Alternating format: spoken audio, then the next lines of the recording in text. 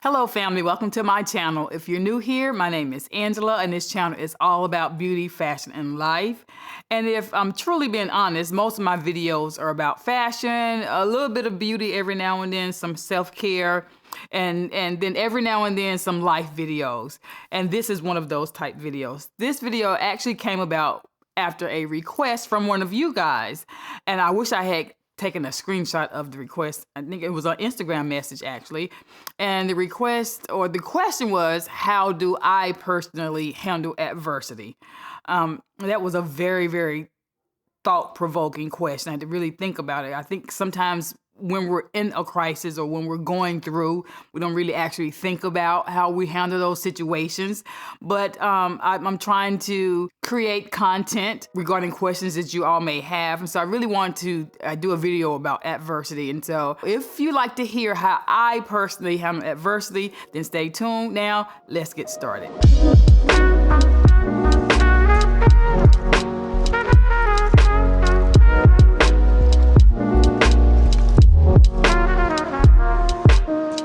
So when I think about what impacts the way I handle adversity, I really start off with thinking about my childhood. Now, let me just say I didn't have a terrible childhood, but I did have a lot of situations where I was faced with adversity and things that I had to overcome. And I think because I had quite a few of those situations, whether it was learning how to handle childhood friends or learning how to handle bullies that were messing with my sister or brother, or just kind of get over that, or handling situations in elementary school, because let's be clear, elementary school, when I was in elementary school, it's not the way it is now. Children are entirely too coddled now, in my opinion. That's just my opinion. We weren't coddled. We were expected to go out and play, and you're going to get your knees scraped, and you're going to get into altercations with other children, and they gave you the opportunity to handle those situations yourself. And now that, to be fair, we didn't have social media either. So I had to deal with a lot of adversity that way. And then again, as a teenager, and a lot of things that I had to go through. And I think because I had to go through so many situations where I had to figure it out or learn how to get over whatever was going on, I was able to build some resilience. It made me a little bit stronger and a little bit more able to handle situations as an adult. And so that is one of the things I think really impacts the way that I handle adversity today as a full-grown adult. Also, I think it's all about my personal mindset. Now, I'm in the healthcare field. I've been a nurse for over 25, it's coming up on 26 years now, and I've seen a lot. I've seen a lot of life and death type situations. I'm a med-surg nurse, so I didn't work in ICU or the emergency room, but I still have seen a lot. I've pushed on numerous patients' chests when they stopped breathing, and when the life was gone, and trying to bring it back. And some we were able to, and some we were not. And because there's always a group of us that's doing that. And I've actually been the first person in the room to find a patient and started CPR. And I've also worked at hospice where I've held patients' hands as they took their last breath when they closed their eyes. And I've seen children lose their parents, and I've seen adults lose their parents, and women lose their spouses and their best friends. So I think that comes into play as well when I think about the way I handle adversity, because my mindset is not doing an entire adverse situation, but a lot of times my mindset is when I feel like it's getting out of control and I really can't handle it, I'm getting really, really upset, I lean back on, there is always at any given point in time, someone that is doing a whole lot worse than I am. There's always someone, and not just somewhere, there are multiple people. And I get that especially from a medical standpoint. I know that there are people who are dying, or people who are losing their children, and people who are losing their parents. So I start thinking about, how does my situation personally compare to the adversity that they're going through, and the pain and discomfort that they're going through. And that kind of brings me back to reality and kind of puts whatever I'm going through in a different light. Now, that being said, I still also allow myself to feel the heartache. I think a lot of times people struggle with adversity because they try to stay far away from it. They try to avoid it at all costs, and they never develop that shell or that ability to stand the test of time, to stand through whatever they're gonna have to go through. And because I'm willing to stand in it, and cry if I need to, take some time and sleep if I need to, yell and scream if I need to, it helps me get it out. And especially as women, sometimes we just want to get it out. We just want to talk about it. We feel better if we talk about it. We call our friends, we just feel better just to get it out. Let me cry, let me scream, let me exercise.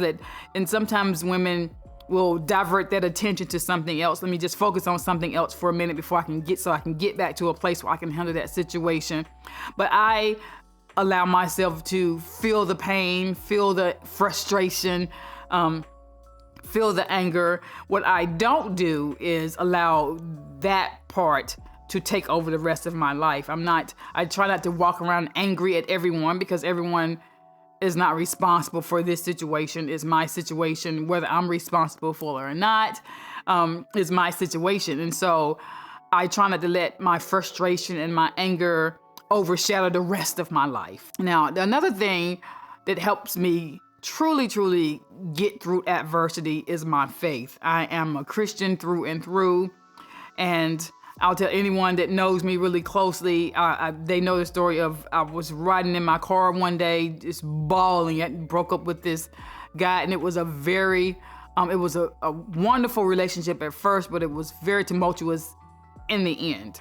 And I was just crying. It just felt like my heart was just being ripped out of my chest.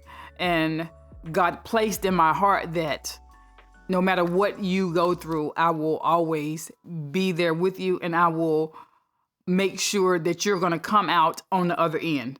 And so no matter what I go through, I know that at the end of the day, I'm going to be okay, no matter what. And so he placed that in my heart, and I still believe that to this day.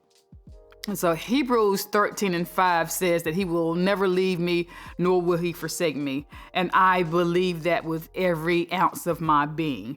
And that truly helps me get through adversity. Yes, I cry. Yes, I know that things are going to happen to everyone. I'm never one to say, why me? Why me? My mindset is always, why not me? Why should it be someone else? So I never think, why me? I've never thought, why me? And I feel blessed to be able to say that, but because I'm always thinking, if it's not going to me, it's going to be someone else. And I don't want my sister or my brother to be in pain as well, or be going through this transgression or these trials and tribulations as well. So if it's not going to be, it's going to be somebody. So it's going to be me.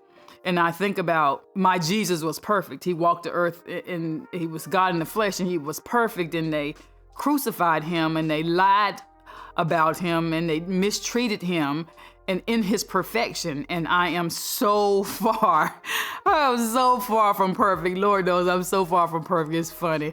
I'm so far from perfect. And because I know in my head I'm so far from perfect, I give myself grace in a lot of situations. But in my mind, if they were able to do all those things to him in his perfection, then in my mind, I expect sometimes for people to mistreat me. I don't want it, but I know it's going to happen.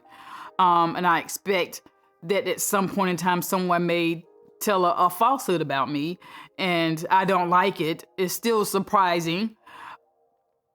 But in the bottom of my mind, and way back in the back, I expect it. And so that also helps me to get through my adversity. I think a lot of times we get disappointed and because of adversity, because we didn't expect it, we didn't see it coming.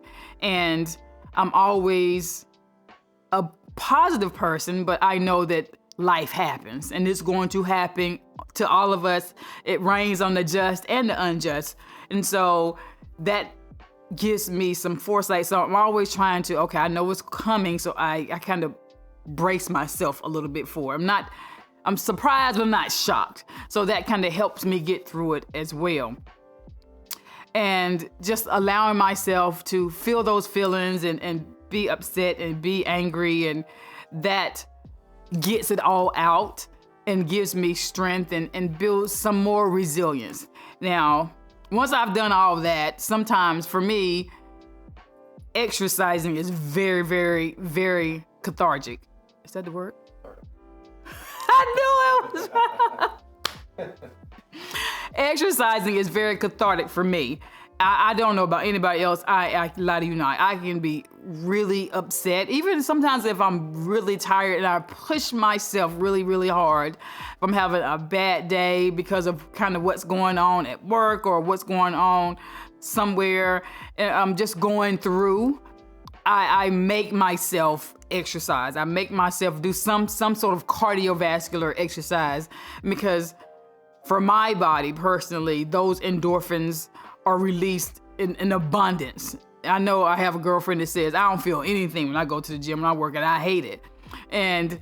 But for me, it really, really helps to relax me, to ease my mind. I just feel so much better every single time I go to the gym, every single time. So if I'm going through a lot, and regardless of how upset I am or how frustrated or stressed I am or angry, sometime in the course of time where it was going on in that trial and tribulation, I will make myself go to the gym as much as I can. Sometimes I just have a bad day.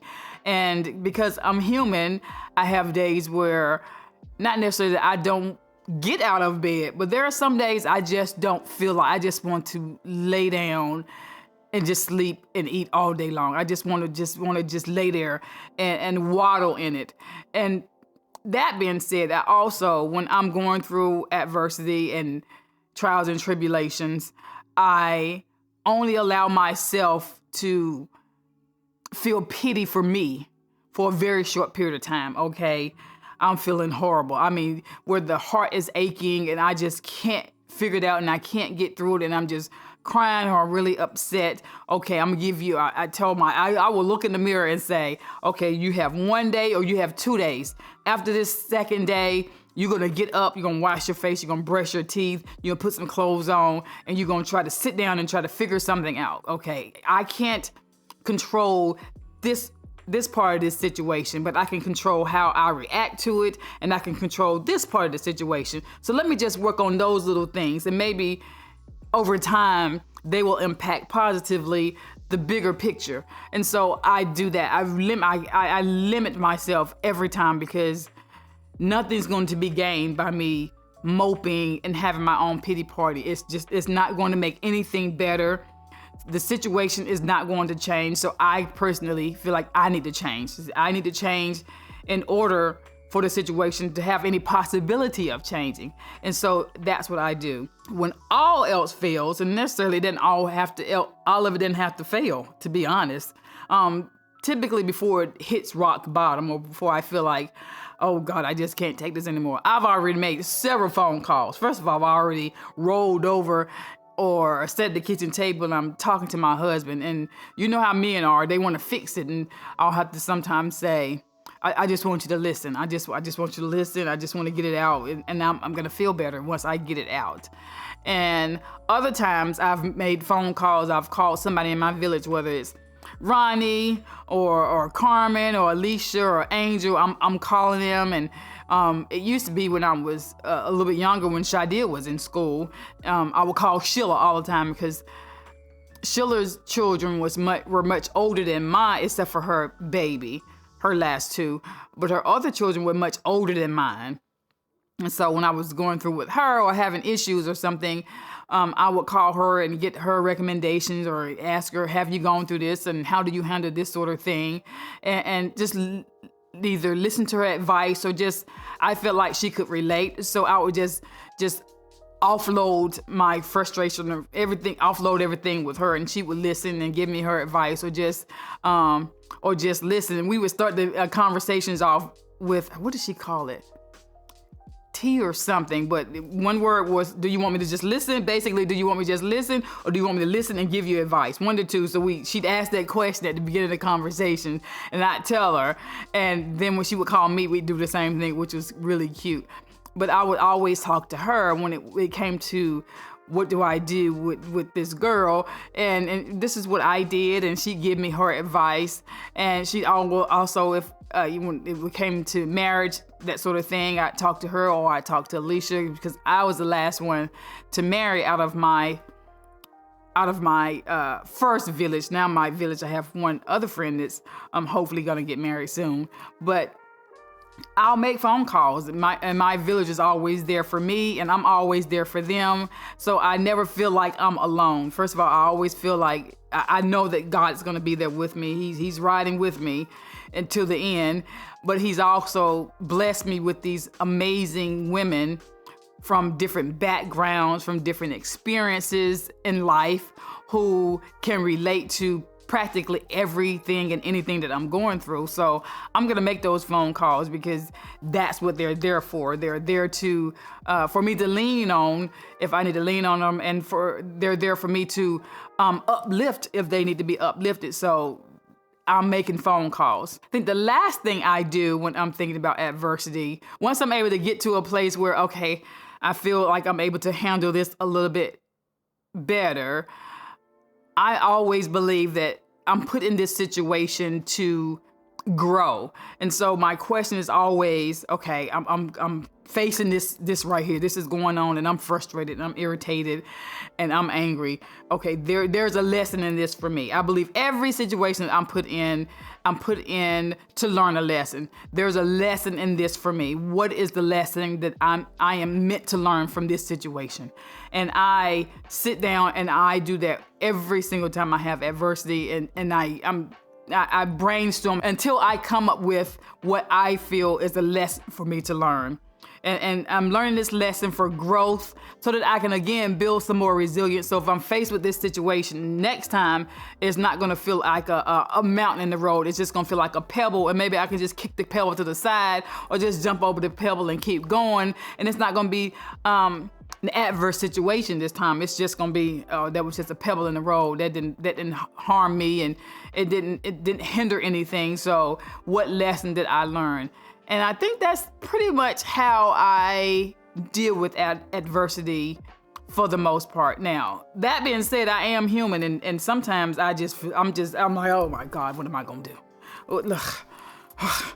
And again, I limit myself to that pity party and figure it out. But I'm pretty resilient in handling adversity. I think I am. What you think, honey?